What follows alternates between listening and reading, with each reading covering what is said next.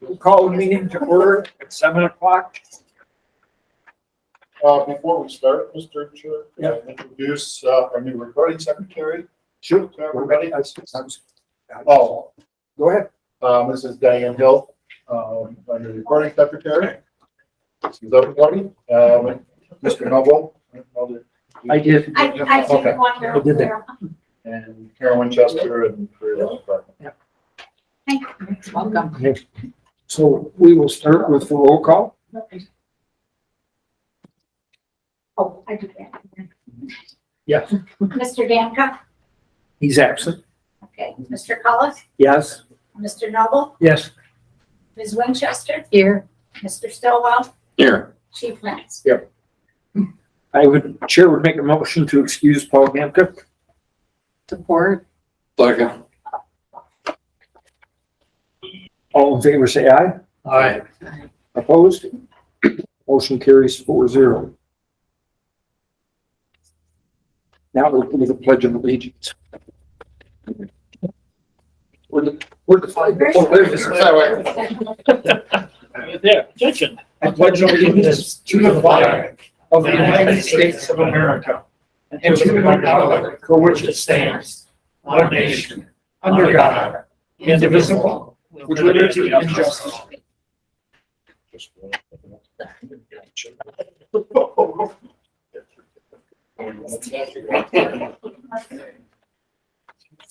Okay. Before I entertain a motion to approve the agenda, do we have anything else that needed to be added?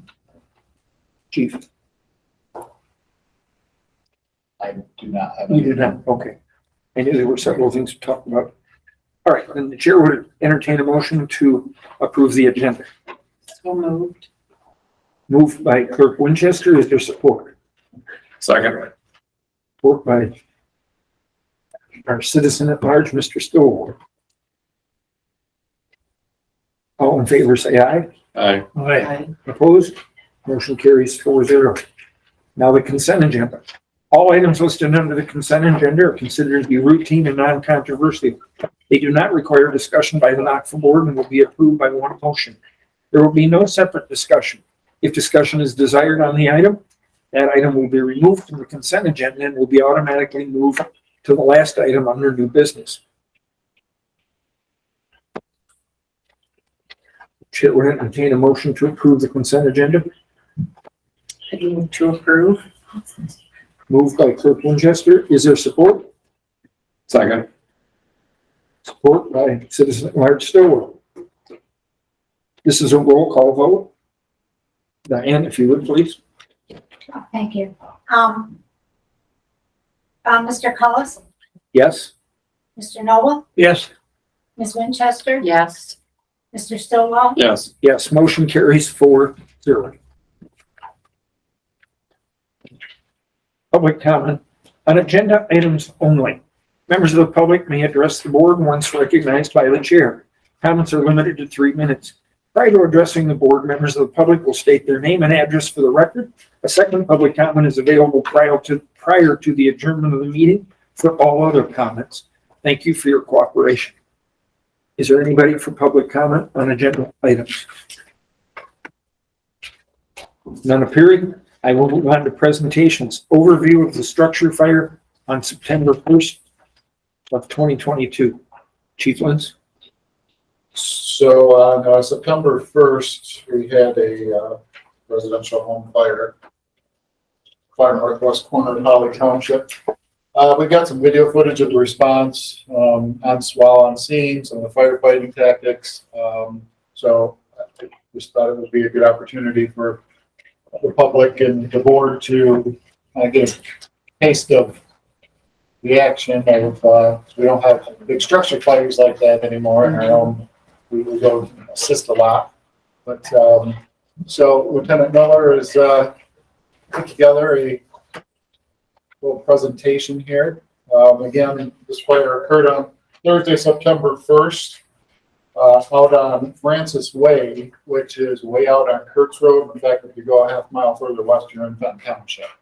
So it was a very rural area, private gravel dead end road. They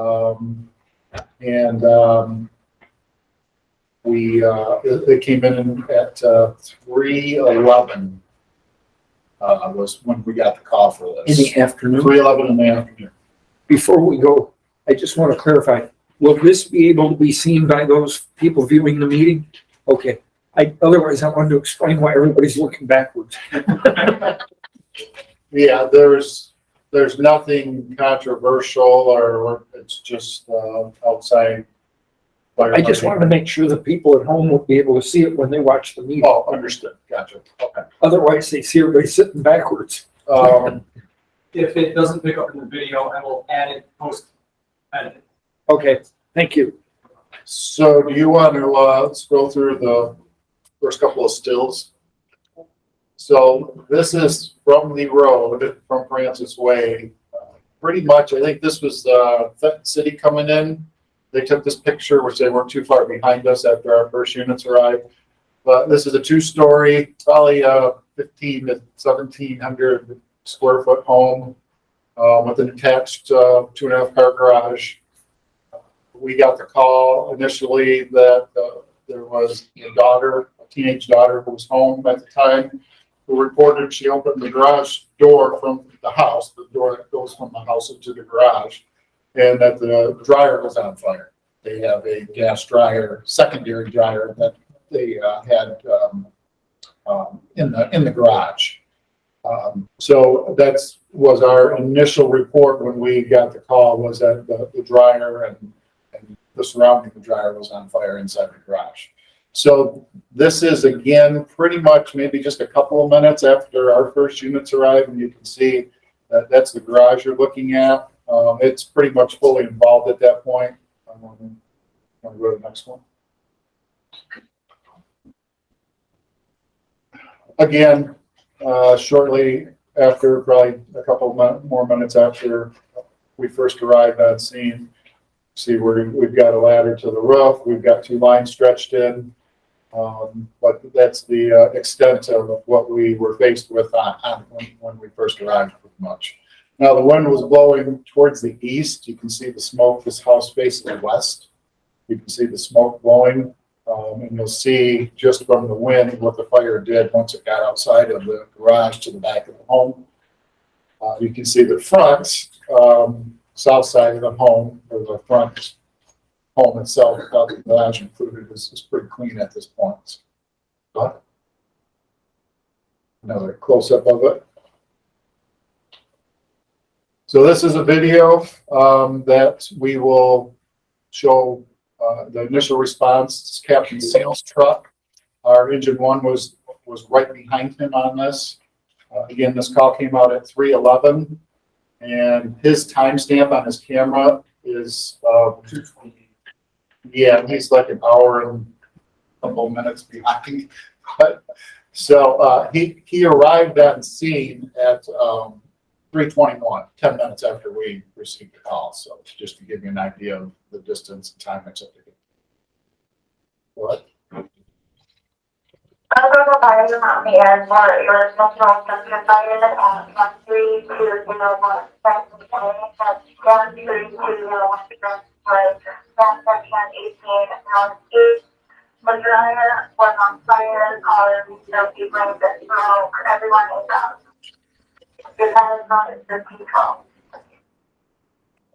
Open this page here, come on. You go right.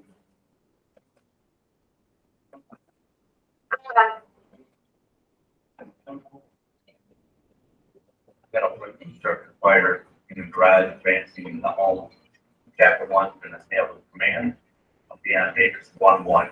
Raise the engine 1, chapter 1. I'll go ahead. Number 1, I need to make an interior attack, a direct interior attack from the home side, please, on the front door.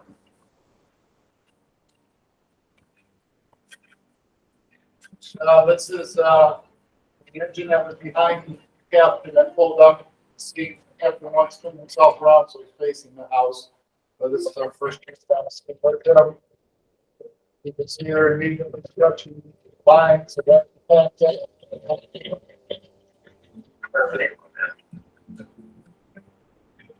Chapter 1, chapter 1. I don't know when they go on. Coming up the hill behind our engine now, we have our tankers that are arriving on team of water. Our engine 200,000 gallons of water on board for the initial test.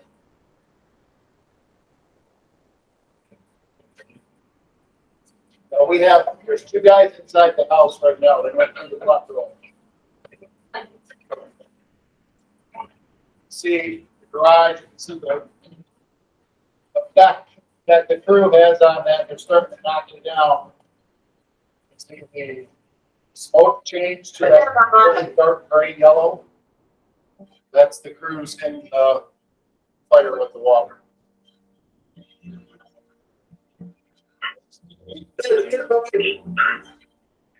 Now more manpower and apparatus are arriving. We utilize pretty much all of our neighboring communities for this.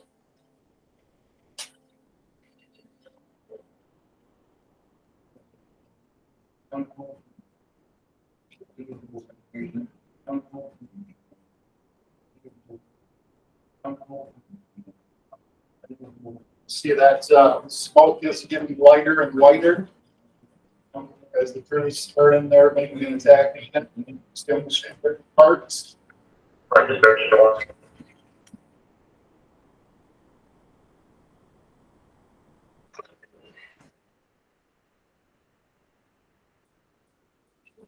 Now they had a bonus room above the garage. You can see the yellow thick smoke that's still coming from that. So once they got the bulk of the fire in the main floor garage, they went upstairs and hit that. See, fire under control at this time.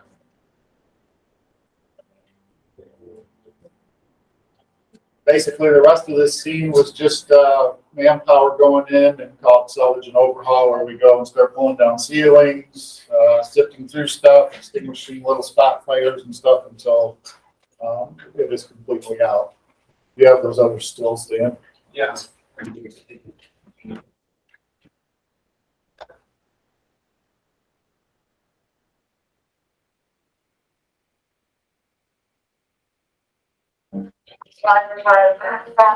In total, we had from the time of our first unit arrival until the fire was under control was about 23 minutes. So this is the board up after. Now the dryer was on the side of the garage that is adjacent to the house. So that wall towards the house was where the bulk of the fire was, and you can see it broke out off the side of the garage and then went up to the house to the peak and got in that way. So there was some damage to the back side of the house in the interior back part of the house as well. But for the most part, structurally, the entire home was saved.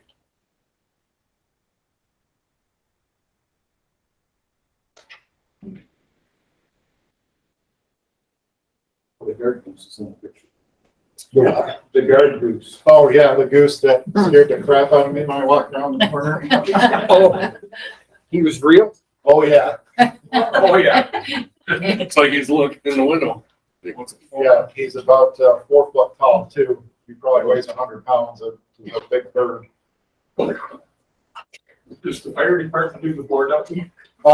No, we have a couple of different vendors that we utilize. We kind of alternate fire to fire. We use L4. And Do then they come automatically or? we contact them and give them the information of how many windows or roof openings. Right now, we have to feed them information so they know how much material to bring. Uh-huh. Yeah. Cool. So I thought it was a good video. We had some good pictures and it was a real good knockdown by the staff and very quick response time For for. certainly like success stories. Yes. Yep. The family, nobody was injured. The family was very grateful to us. Again, the initial investigation was that it was the dryer that just had never been cleaned out in many years. Dryer vent. Yes. Yes, sir. What was it? Was the garage structure the same material as the house? Or Yes, was sir. it built separate? No, it was the same material as the house. That's a big, pretty big barn garage, yeah. Yeah, it was pretty good size. Are there any, building code requirements between a garage and a house for fire? There's firewall separation. There's a firewall. Yeah, it's the double drywall and Okay. plywood. And it worked. That's still Yeah. delayed the spread. Well, the problem was when the daughter, teenage daughter, opened the door and saw the Yeah, fire, the breeze. she left the door Open, yeah. Kind of. And the garage door was open, so you were getting. So you had the air flowing right It through. was coming out the garage door and then out along the roof back up. The insulation was your foam, straight in foam insulation, so it could get to that from the outside. It was protected on the inside. Okay, well, thank you for that. Let's move on to unfinished business, labor negotiations. The budget amendments were sent back to the townships. Glenn, I understand, Rose Township, Yeah, we approved the budget amendments. We you had approved the budget amendment. discussion of what the union agreed to. But we approved it, yes, definitely. Okay, so Rose Township approved it. Holly has their meeting, our meeting is coming up Wednesday night. But because of the fact that the NOCFA meeting is in the middle of the two township board meetings, in other words, every time we have a meeting, Rose has theirs next, but then Holly doesn't have theirs until after the meeting. It might behoove us as a board to look at moving our meeting night so that we're after Holly. That way, when this board sends something back to the townships, they can both react it coming the other month. Otherwise, you have a 2-month rollover. Now, because we've already done the budget amendments, it's on our agenda, and I don't see whether it's going to be an issue. What I'd like to do tonight is make a motion to accept this union contract contingent upon Holly Township's funding on Wednesday night. That would save us from having to have a special meeting. It would save the department from having to wait until the October meeting. It would make the contract official as of Wednesday night, once we approve that. And this has been hanging on so long. This started August of 21. It's over a year. Is there any discussion on that thought process? Glenn, I haven't, no, do you have any issues with that? none whatsoever. No, I think it's going out. Okay, It's going out. It's supposed to go. Alley towns don't have much choice, right? well, like I said, being the supervisor and the I'm just clerk here, we've already figured the budget. We've got the amendments there on there, so it is a matter of semantics. Mhm. But otherwise, if we don't do this tonight, then they have to wait until October, and I'd like I have to no- put this to bed. I have no problem assuming you guys are going to. Okay, so We can vote on that. I will make a motion to approve the union contract contingent upon Holly Township's securing the funding at this Wednesday's meeting. I'll second that. Is support. Thank you, Glenn. Motion by Cullis, support by Noble. Is there any more discussion? None appearing. Can I have a roll call, please? Mr. Collis, Yes? Mr. Noble, Yes. Ms. Winchester, Yes. Mr. Stovall. Yes. Motion carries 4-0. We have our first union contract as of Wednesday. We can put this thing to bed. And I thank all of the members of the fire department and the committee, which is Paul Gant and the chief. We went through about 12 hours of negotiations. It was a couple of days right here. We worked right through lunch and got those done. And this is a good accomplishment. So I thank the board and I thank the department. The second item under unfinished business, articles of incorporation and revisions creating board policies. On Monday of last week, I attended a workshop by the Michigan Township Association for Fire Departments and Emergency Preparedness. And at that conference, I took a lot of notes, and there were a lot of things that I thought were interesting. One of them was they had this book. It's called On Call. It's been around originally since 1993. It's been updated a few times. It is a book for the board. it actually talks about the township board's responsibilities. Now, we are an authority, that just means we have two township boards, but we as a board have a responsibility. And I thought this was an important book. It was interesting. I looked under the appendix. I almost said appendages. Under the appendix, but it has a sample fire chief description, sample department applications, fire runs, special assessment procedures, sample outline for fire department standard. So there's a lot of information in here, and I felt that this could be valuable if each member of the board had it. I'm a firm believer in education. When I became the township supervisor, I started pushing that for our planning commission and those people that work there. I would like to make a motion that the board purchase these for each of the members sitting here, which would mean 5 of them. They're $25 a piece. I think I can get a 10% discount. That's what they were offering the day at the workshop. But you don't do one. Well, I've already got one, but I still need to make the motion because somebody's got to pay for it. It's not paid for. Oh, I see. Accused of putting the money in the wrong spot. So I say it's not paid for. Better do it right. So, is there any discussion? Thoughts? I've read it twice now. I read the. You guys don't. I read the original. You and Matt, I was gonna say, that book was floating around at the old station for years. George, who's the author? Because we went Michigan to a Township class. Association. Oh, okay. I went to the Larry same Merrill, class. the former head of the, A lot of our original policies that you just Came from mentioned that. came from that book. yeah, I brought it back. I had the chief look at it. I wanted to confirm that I didn't want to present something and have you go, no, that's a piece of garbage. Don't do that. So he confirmed that it was a good book and that it would have some uses. So I would make the motion that the board purchase 5 of these books for each member of the board. Is there support? I'll second. That means Brad wants one. Or I can borrow Jeremy's. I don't know. We'll save 25 bucks. He doesn't have one. He only had mine, or that one. Okay, motion by Cullis, support by Stillwell. We're spending money, so I gotta have a roll call. Mr. Cullis, Yes. Mr. Noble, Yes. Ms. Winchester. Yes. Mr. Stovall. Yes. Okay, motion carries 4-0.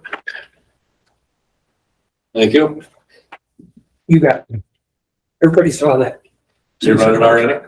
Huh? You read it already? I was at the workshop. Oh, I went okay. through it. So We're not gonna have a test or anything, are we? pop quiz next week, All right. next month. I'll be ready. Okay. While we're under articles of incorporation and revision, have we had a chance to meet with the new attorney and I have talked to her, briefly a couple of times, and she is, I guess she's kind of wanting to get a bit more information on what the board would like her to do.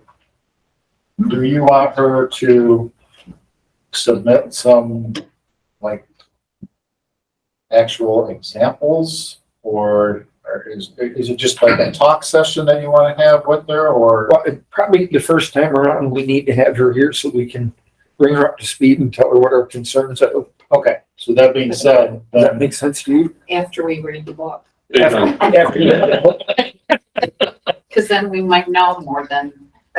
so I guess, No bite about it. I told her I would speak with you guys about that at this meeting and get back with her. Do you want me to just kind of have her on hold right now until the board is ready to have a, Let me get the books. and I'll just let her know at the first go at with this will be a face-to-face, just kind of a conference committee talk discussion about it. Okay, Yeah. Is that? Yeah. Okay. all right, that works. Okay, we don't have any new business. I can move on to reports. The chief's report, we'll start with you. The calls for the month of August were 104. We did 54 medicals, handful of car accidents. We did have a couple of storms that went through during one week that we did a lot of cleanup on, and those two, I think they were within the same week. But we ran several calls, for trees and lines down on that. Rest were just miscellaneous good intent false calls. We did 5 mutual aid calls, transported 29 patients last month. We had 58 calls in Rose Township and 36 in Holly Township. That's probably the first time I've seen such a big discrepancy. It was, yes, it was. What are y'all doing down there? Yeah, Rose Township. We didn't lose any employees last month. We do have a new, we have 2. We had a new one that started and got through his probationary process last month and is starting shifts. And we just hired another part-time paid on call EMT young man who is on his 2nd orientation shift now. So again, that paid on two young men paid on call guys. Do we have our 2 new full-time employees? I do not. I was waiting for the contract to get completed before I Oh, okay, do that. So fair enough. any questions? So what, you have something? That was what I was gonna ask if you fired some people yet. Oh, sorry about that. Sorry. That was the calls. Last month we had our workman's comp audit. We haven't had one in 3 years. What that is a representative from our workman's comp company comes out. We go over the bookkeeping stuff as far as claims that we've had, what the costs were, what our modifier is that makes our premium what it is. And the second half of that is he goes through the stations and kind of does a safety inspection, if you will, to make sure that everything around here inside of the stations, emergency exit signs, fire extinguishers, the electrical panels are closed and not blocked, and just overall safety stuff. They're usually pretty detailed with it. It's not unlikely to get a handful of little things. You got to do this. The only thing we got this year was he recommended that we put individual carbon monoxide detectors in the bedrooms, in each bedroom. Right now, we've got a cluster of bedrooms with a hallway, and the CO detectors is right in the hallway. I didn't argue with them, so that's been done. Now each bedroom has its own carbon monoxide detector. But other than that, everything else was right on. So Okay. Good review. Does that complete your report? No, not even close. Oh, I am happy to announce that after arduous fight with the government and a handful of different offices, we did secure our $500,000 from the HRSA grant.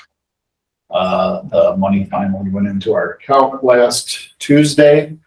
The vendor brought the ambulances over on Wednesday, and we cut a check for that. So if after the meeting, anybody that wants to go check them out, they're sitting here in the bay. They're stripped down, of course. They're not loaded or anything, and there's no equipment on them, but they're both sitting right there. and just so you know, the fact that they delivered them on Wednesday was 1 day before the deadline. Yeah, I was even up until Monday afternoon, I was emailing on the phone. I've never ever in my life gone through such a ridiculous amount of processes, people not knowing what they were doing at that end, getting the runner. I probably spent, and I'm not joking, 40+ hours since March when we found out that we were going to get this grant, just to get the money. So it's done. I'm sure everybody in the federal government hates me because I think I bucked every office that there was, but it's done. On Wednesday, I was also emailed from FEMA that we were awarded the 2021 AFG, Assistance to Firefighters grant that we wrote last year from the Marines and Force. The good thing about that is it's $182,000. The bad and not so bad part of it is we wrote that grant for 4 of the power cot systems that go into the ambulances, to go into our 4 ambulances. Well, the 2 new ambulances that we just got included those, already had those units on there. So I have to contact AFG. I accepted the grant, but I'm gonna have to contact them to see what our options are, because we've already paid for 2 of them. So technically, we may only be able to use half of the money that we got, but Can't use it as reimbursement? that's, I'm gonna say probably an 80% chance, no, just from experience of these things, but I'm going to ask. Third question. If we've already paid for them, can you call up whoever we paid for and tell them to take them back for a day? Well, no, because then that screws up the other grant. I mean, we got those ambulances on the grants. Oh, okay. I'm going to try to obviously do what would be best for us, to keep as much of the money as we can, but, there may be a chance that half the money is gonna have to get sent back. Okay. It is what it is. We, you know, we wrote that one last year as well. That's the problem with these grants, is they take so long to process before you even know what you got, that, you're trying to, double up, if you will, to make sure you get covered, and it just so happens we got that as well as the 2 ambulances. So we will be able to obviously use 2 of them to put into the 2 backup ambulances that we have that don't have them. So we will be getting something out of it. So kind of to go with that whole scenario, these grants, there's an IRS law that states if a organization expenses more than $750,000 federal funds in a year, fiscal year, it automatically has to have a special audit done. It's not a pleasant audit. I believe we had one done when we got the station grant back in 2011, or 2000, was it 2011 or 2000? I don't know, 2010, 2011. We got the Rose Township Station grant. That was, you know, $800,000 almost. Right. We had one of those audits done. It's long, it's detailed, and it's very expensive. I'm talking probably between $15,000 and $20,000. That being said, with the $500,000 that we just got, the AFG grant that we just found out we got, plus the $400,000 that is going to be coming from the townships, that is still considered federal monies, even though it's your guys' grant.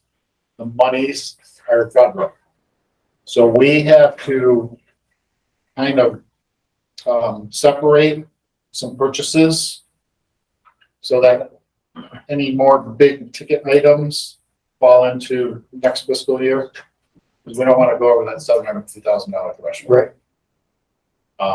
So we're going to, you know, there's still stuff we can do, like the heavy rescue truck that we were going to order. We're going through RFPs with that, looking at drawings and quotes right now. If we push the button on that, it will probably more than likely take, 6, 8, 9 months for that from the time we say go. So it's not really a problem. I just wanted to let the board know that we're not going to be gung-ho and buying $1 million worth of capital items this year, because it's going to throw us over that threshold. We're going to figure it out over the next 8, 9 months. Okay. Makes sense. I've heard that those audits, Florian Township went through it. They're horrible. Yeah. They're I went through it. It's not fun. Any questions on any of the grant stuff that I spoke of? It's not a bad position to be in. I mean, honestly, if you we're getting all kinds of grant money this year, so. You just have to navigate. We just have to process it, correct. Also remind everybody that our annual open house is Sunday, October 2nd at Station 3, from 1 to 3 o'clock. Tell your friends and family and their neighbors. We have a pretty good open house, so we're told. I believe that is all. I think, Chief Weil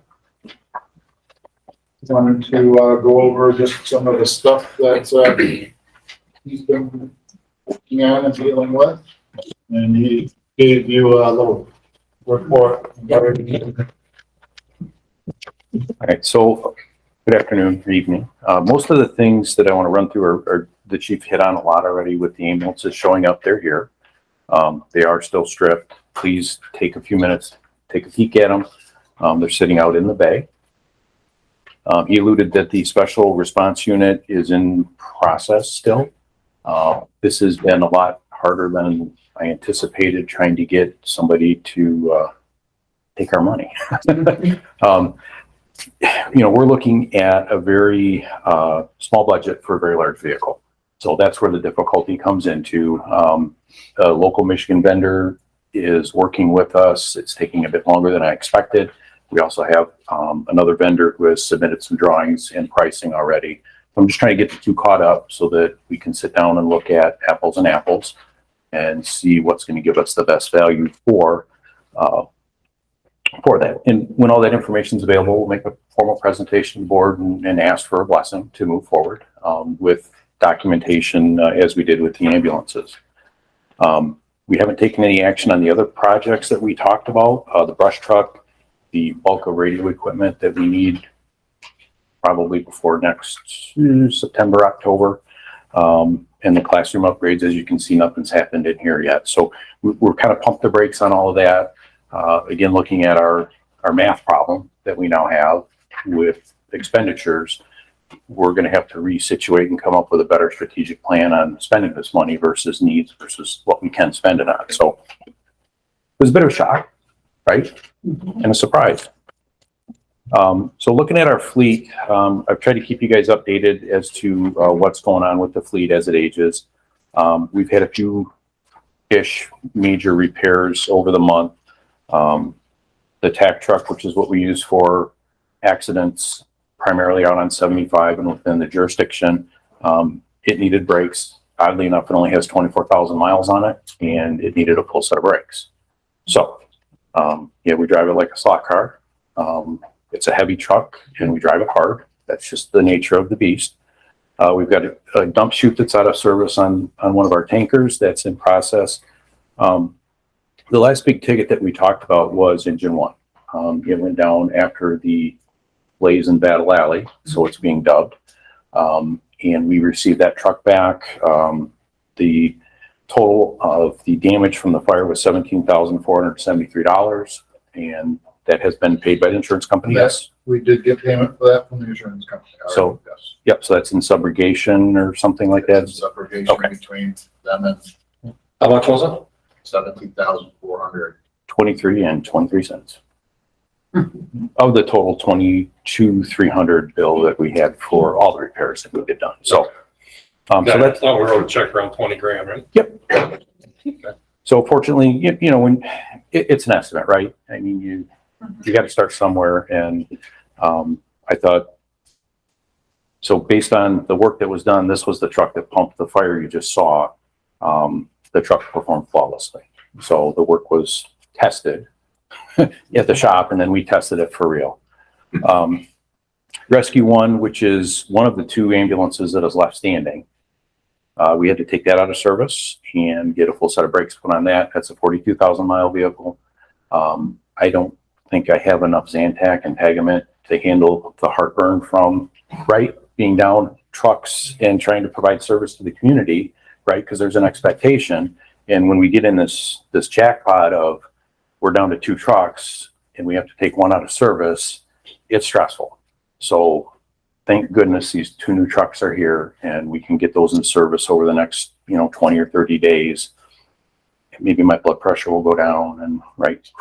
Okay. And then on the SRU that we're trying to replace, another piece of that truck broke.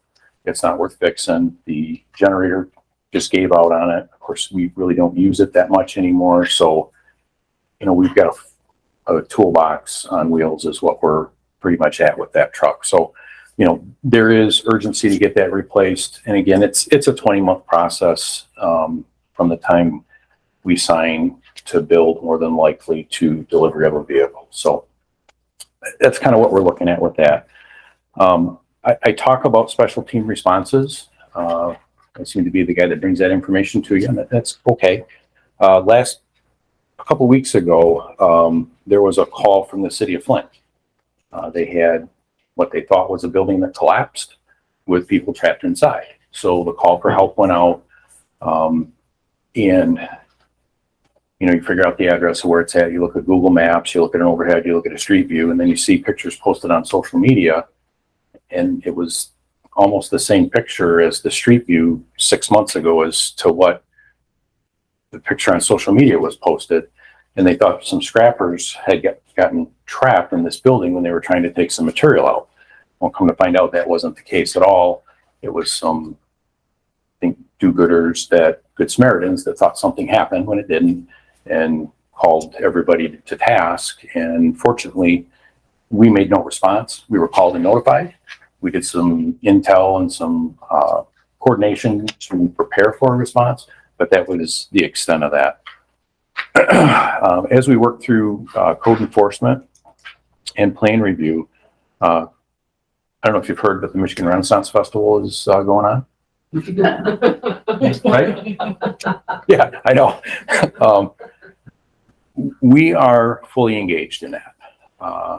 Myself personally, I think I've probably had 1 day off since they started, maybe 2. Deputy Chief Smith is engaged as well, and we have members of the department that choose to work out there with us on fire watch. They put in a 12-hour day. It's walking the grounds. I try to limit my days to about 8 or 9 hours, and typically I do about 6 or 7 miles in the day. The guys on fire watch are 10 or 11 or 12. So it's a full day. And, it's more than just wandering around. It's dealing with issues that pop up, illegal parking, which is hard to deal with because folks just leave their car, and how do you track them down if there's 20,000 people on site without towing it?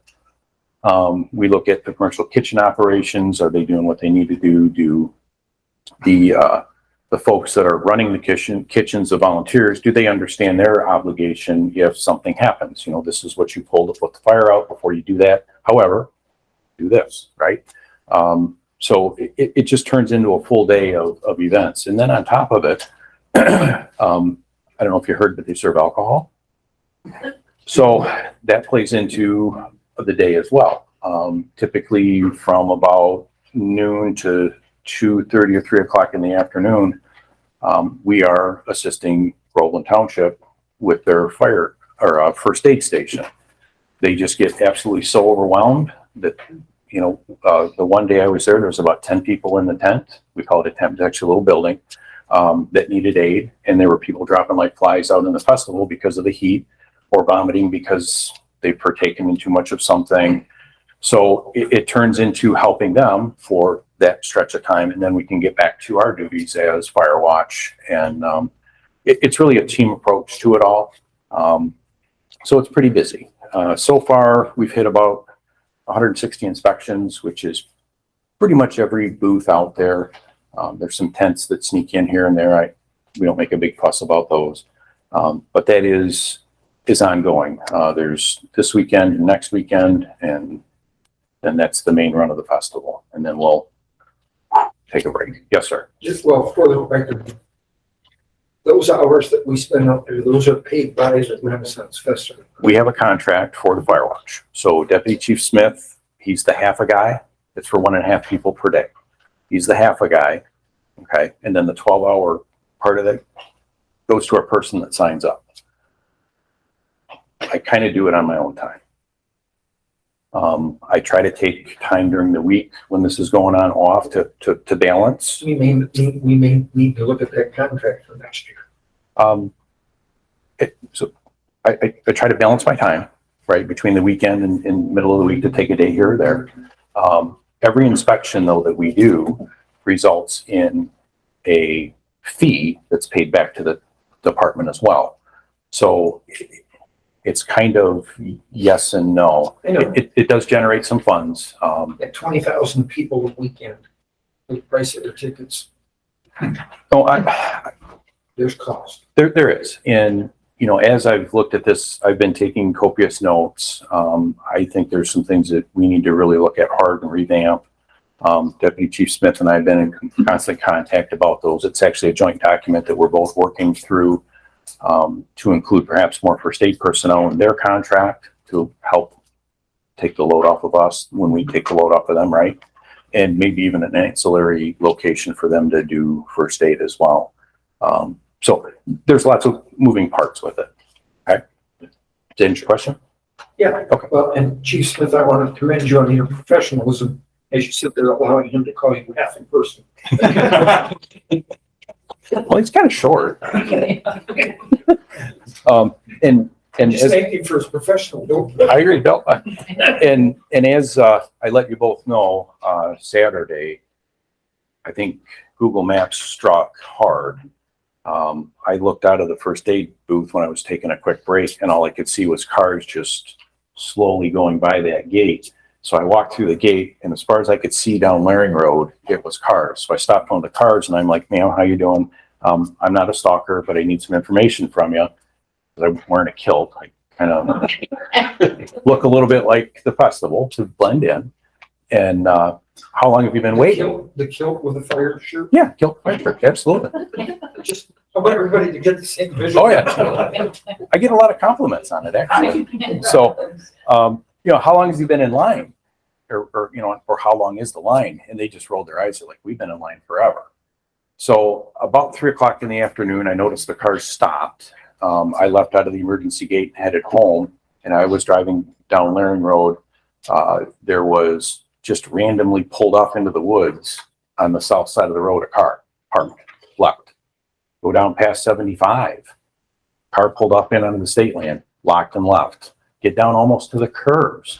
Another one dumped off the side of the road, parked and left. So people got tired of waiting in line, got out of their car. So that means they had to walk from there all the way up to Dixie, down Dixie, Escoche, and then all the way back into the festival. That is dedication. But we've seen that. But we've Yes. seen that every year. Right. So I say all that because you're probably going to get a complaint, but it goes to the point of Groveland Township's grievance that they've, you know, entered. That is, stop Google. Well, you can't. If it sees Dixie Highway jammed up, and it was for miles both ways, it's going to start rerouting you in your directions. So there you have it. So expect it. I do want to clarify because this meeting is on tape and people will be watching it. Yep. You mentioned that you notified the two of us. Yes. The reason for that, just in case people don't know, is that the Renaissance Festival itself sits in Holly Township. When you go to the Renaissance Festival and park your car, you're in Groveland Township. So by notifying us, that's our planning commission deals with that part of the festival.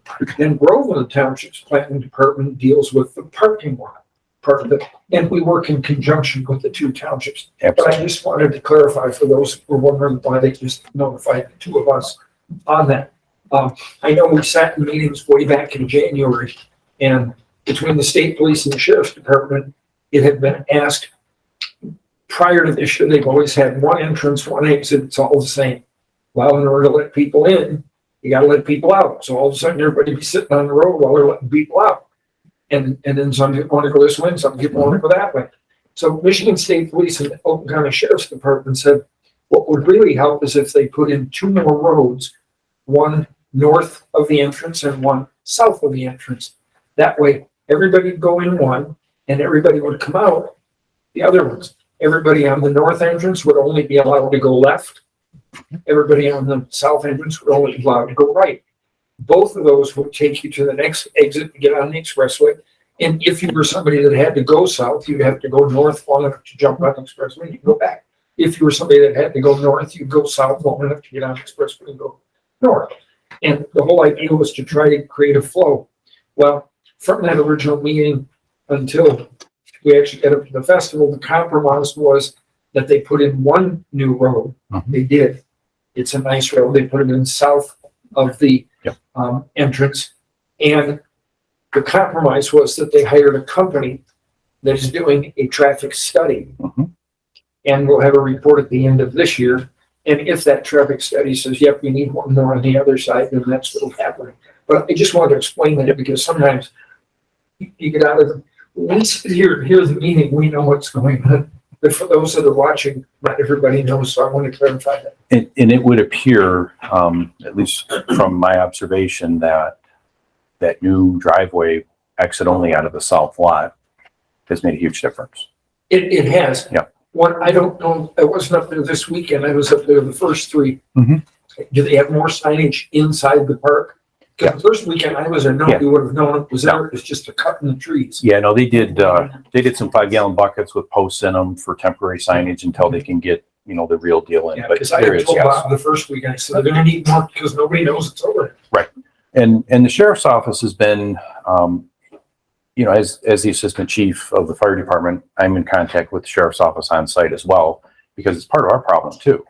You know, the whole public safety thing. And I meet with them pretty much every morning. We talk about what's going on. When traffic was backed up on Laring Road, I had the lieutenant and the sergeant right here. We were talking about it. Like, you guys are going to have to do something ASAP. You know, the conversation was had, and they jumped right on it. The sergeant actually got in his car and went out there and started dealing with it. So they're very receptive and do understand the need.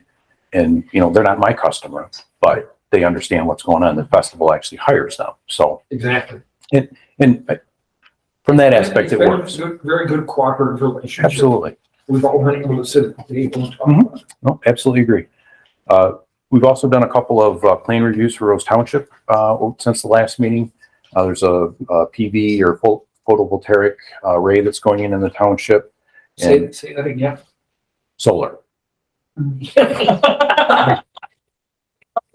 Solar. Yeah. There's a solar array going in Rose Township at a private residence. We did a quick review for that. And just as another note, so that you guys know what you support as a board, this department's engaged in a $67 million project that I've talked about a little bit here and there, which is a new countywide radio system.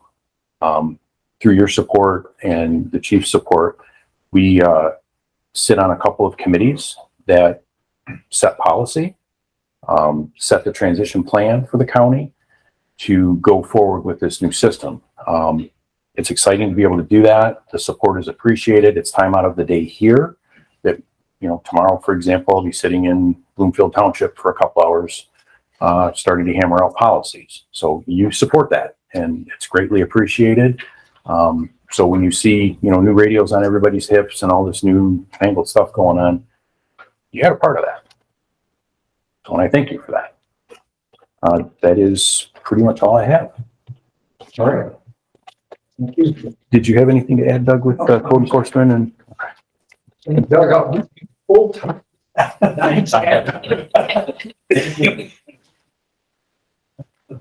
I watched Doug's face as he kept repeating, he's half the person.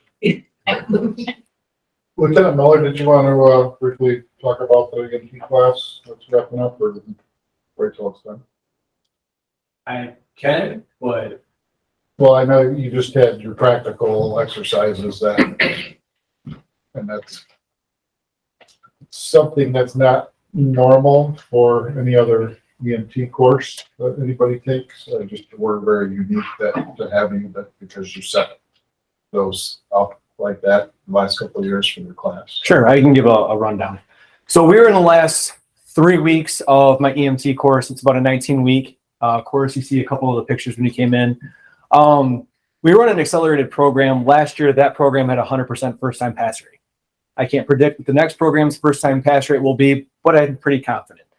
That class was 87%. That class was 100%. So we trained extremely well.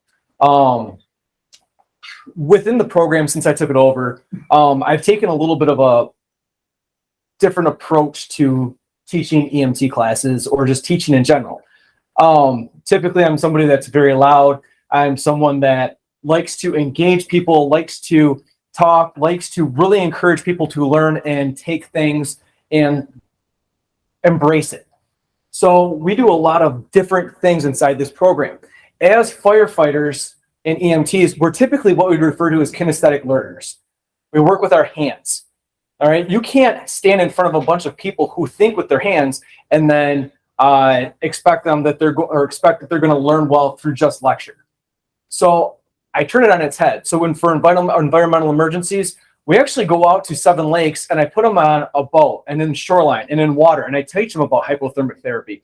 In fact, I had 4 students that took what we called the ice bucket challenge, which ended up being about 34-degree water, and sat for about 15 minutes in it.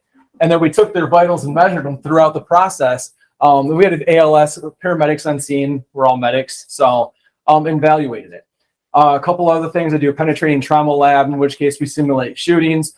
We had what we call Tower 1, 2, and 3, where I actually brought Groveland's ladder out, put it up to my tower, smoked out the tower, and they practiced soft tissue injury, stabilization, and then took them over the parapet wall and down the ladder at about a 40 to 45 degree angle. This last Saturday, September 10th, I did what we call our final field training exercise, or FTX, in which I borrowed an ambulance from Highland, I borrowed an ambulance from Groveland, and I used about 50 personnel from my agency, non-licensed individuals, homeowners, and we went and ran mock calls, low priority calls, including the chief's house, in there. Well, we actually put Chief Wiles' son in a pool like he's drowning, and we make the students ultimately go in and fish somebody out of a pool. But they work from 6 p.m. till 2 o'clock in the morning, and really aggressively use all of the skills they learned throughout the program, and it is like the last practical thing they do. So it is a very robust program that is very psychomotor in nature to really improve this and put something forward, and it works. 100% first-time pass rate. I hope the next class has the same, but every class has their challenges. I don't know how they'll do yet. We have 3 weeks to go. Get them ready for the National Registry test and hope that they are well enough prepared to take care of the community and save lives. Out of that class, how many of those are people? Out of that class, I don't think from that one we have anyone that actually works here. The majority of that class was actually Highland and Milford. In our current class, we have one that is sponsored by the department. In previous classes, between the other ones, I have 5 to 7, including actually Mr. Everhard, who was sponsored by Fenton City. And then we may or may not have poached him from Fenton City, but he was a former employee approximately 10 years ago. So he went through my EMT class over here. But we draw. I recruit from the class to bring people that I'm confident in their skills. I got to teach them. And now that I'm confident that they can do the skills well, I will heavily recruit. And that's how we do pull in people. Okay. I need to expand on it because he's been telling you that when he did his exercise training last Saturday night where they worked for 8 hours straight, he sets up a dispatch in the conference room, a dispatch center with the screens. He's got 3 or 4 ambulances going to simultaneous calls that they're toning them out. Everything is like real, true to life.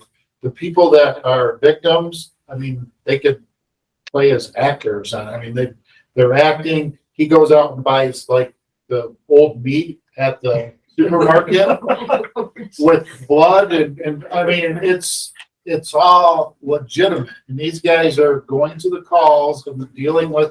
And they're not getting questions answered. The victims are made to be victims, and they have to treat how they would treat in a real world, and they have to treat on scene, load the patient in the ambulance. Oh, and by the way, for each group, for each crew, he's got out ambulance. He's got a camera person that's filming the whole thing. They film it on and his broadcast it screens, back to the state. He's got 3 or 4 different scenarios. It looks like cops. right here. Chief logs in and watches it. We need to see those videos. I have them. I can actually get them to you at another And time. not only does he have that going, but he invites like me and a handful of other people to log in to see all this. And it's like you're watching an episode of Cops with only emergency medical technicians. And so it's really cool. And I'm very proud that we do that, because when I went through EMT school, you sat in a classroom and listened to a lecture and watched PowerPoints. That's it. And I think it's great that they're getting that kind of hands-on learning, real life experience out of that. So That would be something cool if you showed up the open house. So actually, if you go to our Facebook, North Oakland County Fire Authority EMS Education, you look at my reels.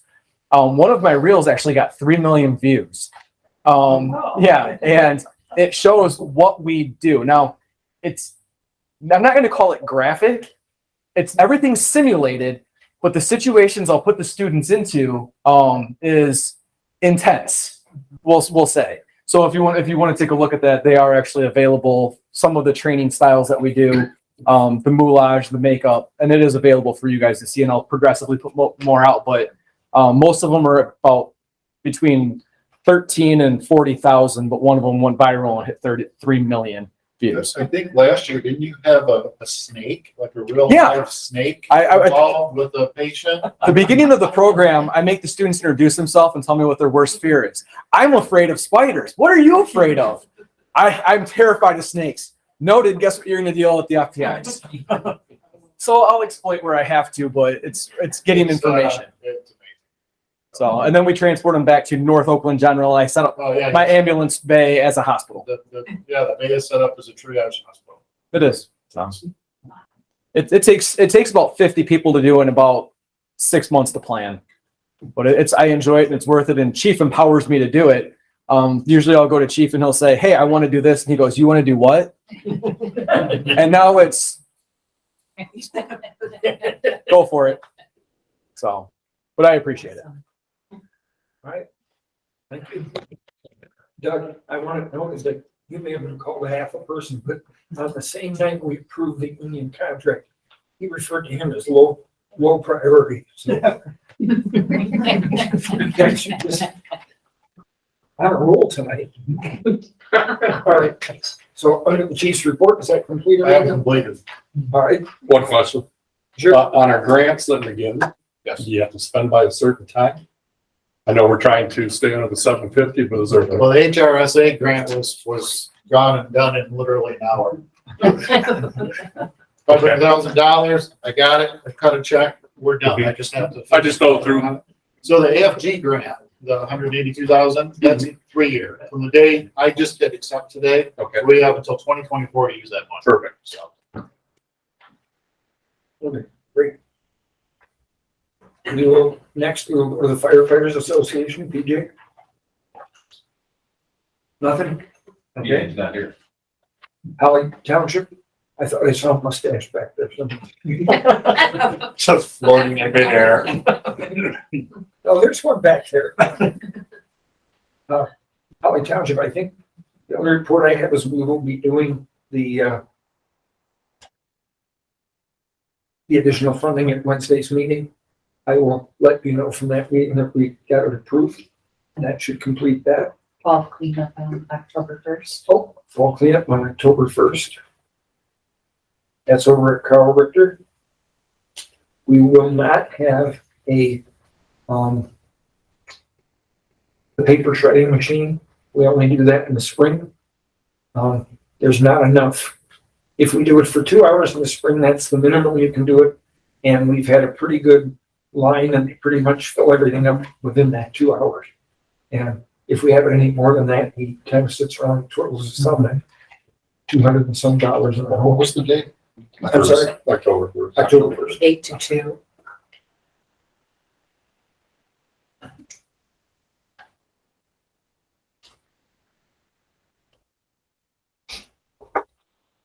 Glenn, Rose Township, you're on. Nothing, we just Okay, through the agreements and passed the 3.5 millage. I'm sorry, what was that? We passed the 3.5 millage. Oh, right. Okay. Mr. Stillwell, you're up. I don't have it on short. Okay. We will move on to the last public comment. Anybody in the room interested in public comment? Same rules as the first time around. Take the podium, please. Start out with your name and address. Gisela Landler King, 9601 Fish Lake Road, Harley, Rose Township. At the last meeting, Mr. Kulis, you informed us that the township is going to have a sewer and water line brought down into the township. I'm looking at the maps behind you and I see all the green on there. And it does not include private conservancy land, but I'm wondering, how is it going to affect that kind of green infrastructure? At the present time, Rose Township is rewriting its master plan. And we have quite a section of green infrastructure in there. And I think we may expand on that somewhat. Have you recently worked on your master plan, and is that something you can make available? So I'm not sure I understood your question, but I can tell you, first of all, it's only sewer, it's not water, and it's only on Dixie Corridor coming out of Genesee County, which is up in the corner. It's only that area over there. That portion of the township is part of the Saginaw Basin. In other words, the ground goes the other way, flows north. So that will be coming out of Genesee County and it'll be coming down the corridor. It'll just come that little short piece of Holly there and it's only going to be for the commercial development along there, but it will then be going east into Groveland, Brandon, and Ortonville, where they have needed sewers really badly. They've got all those homes on the lakes, and once the sewer septic system goes bad, you have to move it and go to another spot, and those lots are so small they have nowhere to move it. That's phase 2, isn't it? Well, it's not phase 2. They're just two separate phases because they branch off. Oh, okay. It can all be done at the same time, or one can be done before the other. And we're a ways away from that because they've still got to figure out funding and so forth. But at least we've gotten the biggest battle, the biggest hurdle we've come over is getting the capacity from Genesee County as they rebuild the Kearsley Interceptor for the development that's in Grand Blanc and what's coming around the hospital and so forth. So as they did that, we wanted to get the size of the pipe as part of that project. That's why we got the $10 million from Oakland County, from their funds to purchase the capacity. From that point, then we've got to start getting the commitment to go further than that. I know Shannon is already committed to the project. We're hoping that at least we can get that. That would be the first phase of that trunk to that point. But Water Resource Commission for Oakland County is working on that. I was wondering about some of these. Thanks for explaining, because after the brouhaha about funding of NOCFA, I kept thinking, this is going to affect the cost of NOCFA. But I was, in my mind, I pictured it going all the way south, but it's actually just south of Grand Blanc. Yep, it's just out of the corner. Because I was wondering, is there going to be additional firepower and firefighter involved? Well, we don't really know until it actually happens, how it's going to affect us and what the outfall is going to be. And I don't think it's going to be forever restricted to that area. We have to look at the future, which is what we're doing by looking at our master plan. Well, it will be restricted based on the flow. Well, right. I've lived long enough to realize how things can change, Right. No, I Within 40 years, there's a lot of... That particular project that we're looking at is Okay. going to be dictated by flow. And in fact, one of the conversations that's been had as we look at that district through there, the Renaissance property as an example was one of the areas that said they didn't want to be a part of that. Well, it's not a pick and choose. And the problem is if you're not a part of it and we put it together, then all of a sudden another developer comes in and buys the land. They won't have any capacity available. So we are taking into consideration, I know Bob Paul has been very adamant about this, typically when sewer projects come in, everybody's made to sign on. There are some, residential homes along that stretch that have been there for years. People have lived there for years. And when it's finally written, it'll be written such that, for the residents, they won't have to tie in until either their septic field fails or they sell the property. Because we're not trying to make it a burden on them. But there are some commercial people who bought up the land because of the ORV park. Groveland Oaks is gonna need sewers. Holly Rec, those areas that are already up there. So it is coming further south eventually. It's coming into Groveland to Grange Hall Road. Well, that's quite a ways down. Yeah. Yeah. So if there's additional NOCFA services needed, it's not just going to be Holly Township residents paying for it, it's also Rose. So my taxes are gonna go up too, just as Holly Township. Well, if the area develops, those taxes will go up and there'll be more revenue. Well, revenue, if you look at the facts and you know, there's a lot that has been taught about and said about sprawl. If you look at that, the revenue usually is limping behind what is actually needed money-wise. The communities don't win, the developers do. And there'll be a whole lot more development pressure, and that's what our township is looking at, the development pressure coming from the south, from the north, all around us. We're very rural, and Rose Township is known for valuing its green space, its green infrastructure, and our plan is written around that.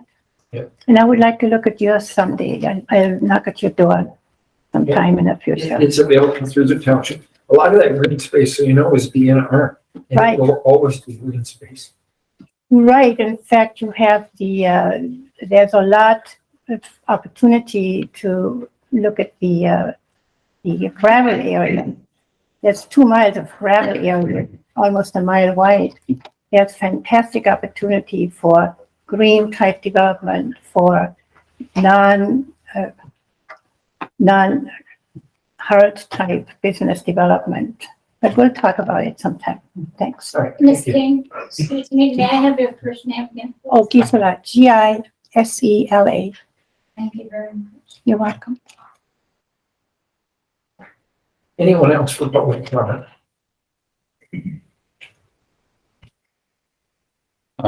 Grady Finkbeiner, Callaway Way, Holly Township. Would you please? Finkbeiner. You got it?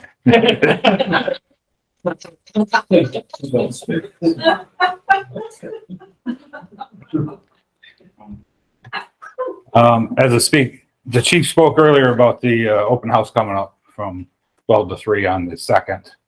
We also have another event we're doing that's coming up Sunday. It's in Rose Township. We're going to be at Deal's Orchard.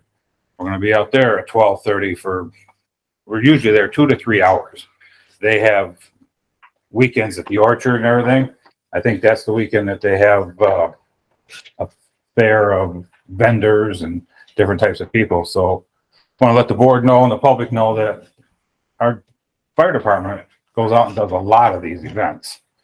And we do parades, you know, we've done the homecoming parade, we've done numerous different parades in town, but we're also going to be at Deal's next Sunday on the 25th. So that's another way, and happens to be we'll be there and the open house both in Rose Township this year. You're So- going to be at Deal's doing what? We put our equipment, some of our equipment on display. Sometimes we take a smokehouse, sometimes we don't, depending on our personnel. We put our wares out there, we put our message out there, we interact with the public, and there's a lot of public comes to Deals that's even outside of the townships, but they get a tremendous amount of support from Howie and Rose Township because they're a pretty fine orchard in our own area. Sure. So, but yeah, we get our message out there, our safety message, our public interest message. We show off, well, we probably have about 3 pieces of equipment out there this weekend. All right. I just want to make you aware of it.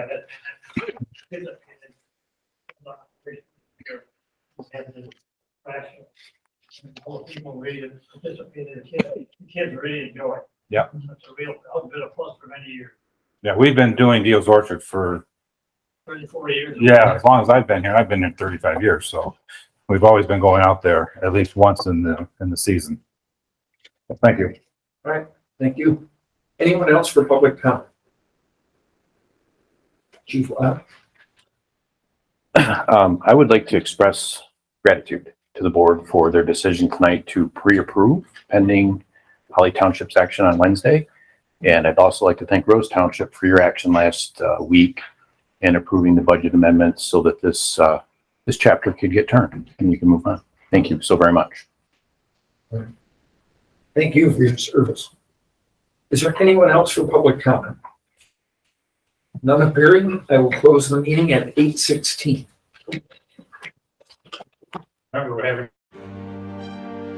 NOCFA Fire, you are on the air for a residential structure fire at 13201 Francis Way. That's 13201 Francis Way, map section 18 northeast.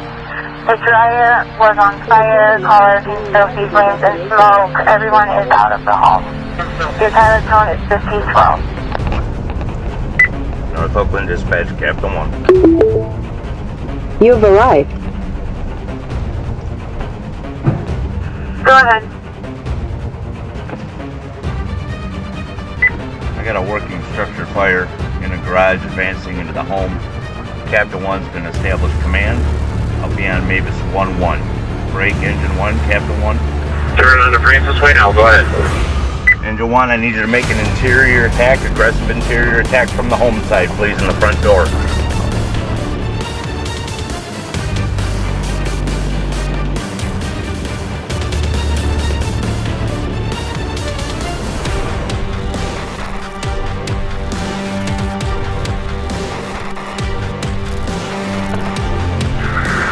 Grill attacker 1, responding with 2. Tanker 1, 2. Tanker 1, Captain 1. North Oakland, Tanker 1.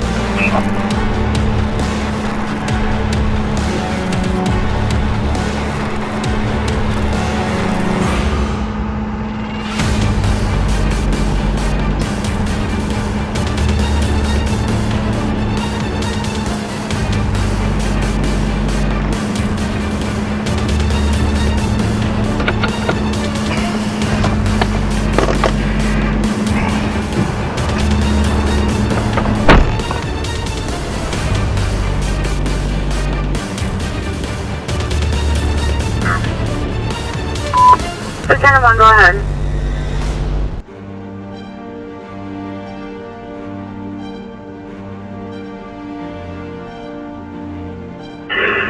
Engineer for life.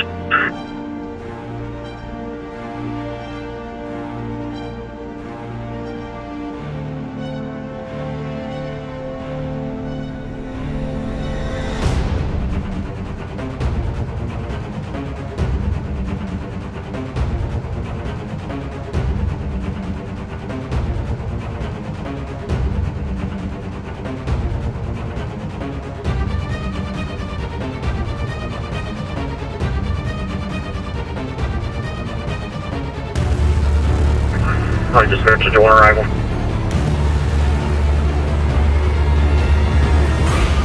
Okay.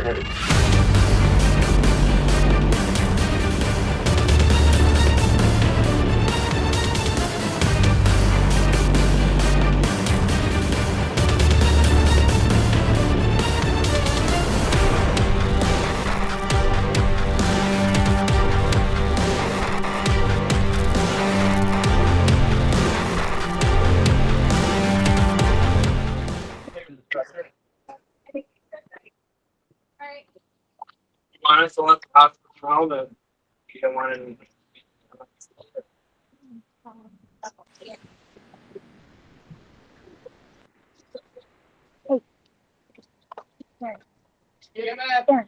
I have the look. If you want to follow them before they get here. You guys want to go check around? Okay. Here, do you want to do that door? I'll yell. That's rush to all the hospital and different. People, hospital and the same. Let's go. Fire department.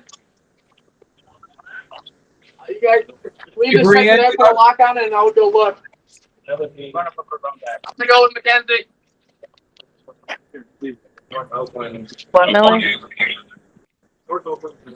Brian, log off. Yeah, and follow video. on second nation.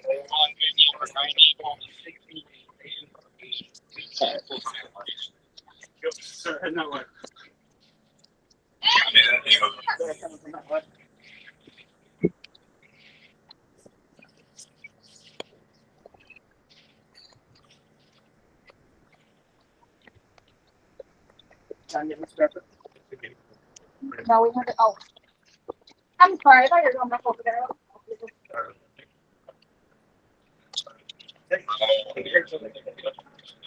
Way to mute mine. Oh. Can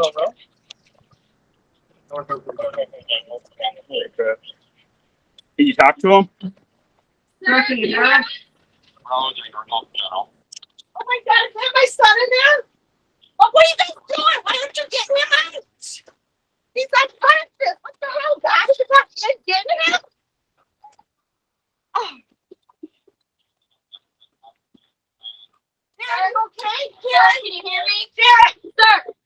Darren. Got a phone? How about Sir. None. Not for you. respiration? Darren. Get airway. Sir, can you hear me? How many guys here before you're trying to get him out of there? What? Darren, can you hear me?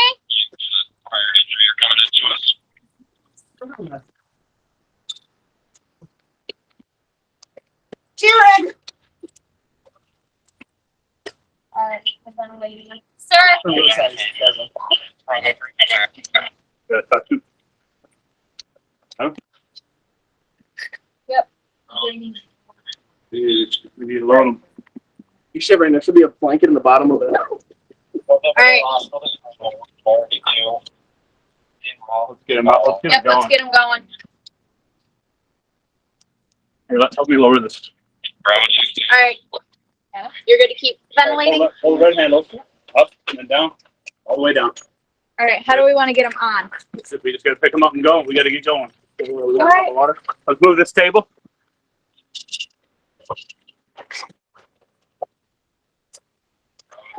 All right, John, he's breathing. I'm gonna get. I'll put a lock on that, Kayla. Yeah. Can we come get his legs? Okay. Here, we need his leg. Kayla, leg. How about? On your count, John. Ready? Yep. 1, 2, 3.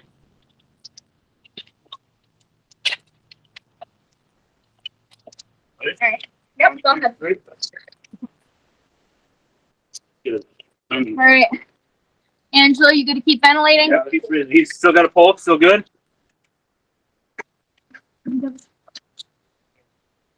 Yes, I still feel a pulse.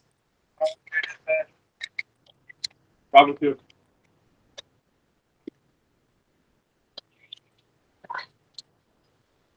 ALS. We need ALS. All right. You got here. I'll get it. Yeah, please. Get the wheels. Yep. 1, 2, 3.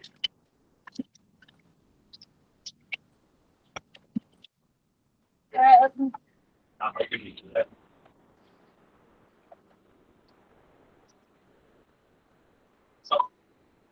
Okay, we're here. Okay. Time's 1954 if you want to mark.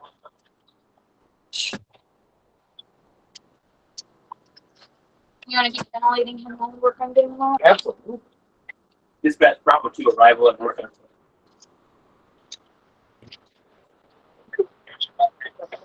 IQ 54.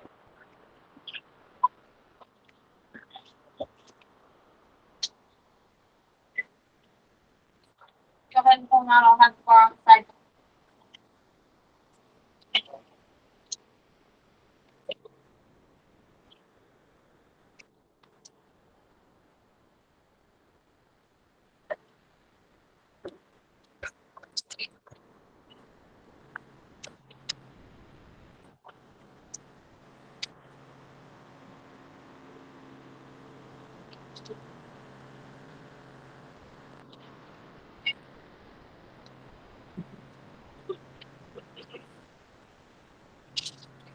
Yep. A little bit more.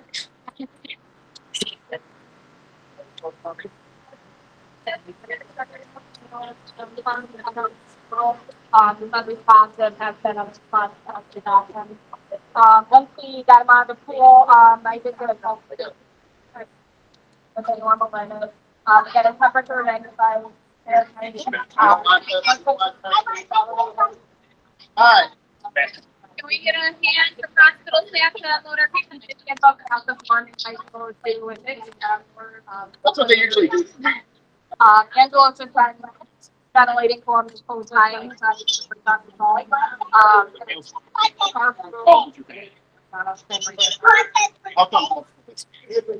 Thank you. His head's like off the I didn't know it would be done. Over the middle. One through the top, one through the middle. We're gonna carry the call back. Okay. Pretty good. All right, on your count, it's what you're bagging. 1, 3. Perfect. It's the most complex. That's what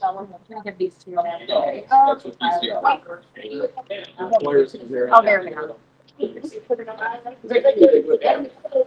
So we're Chief Hospital. If not, they're not on the line. We don't have. Well, he's kind of half up.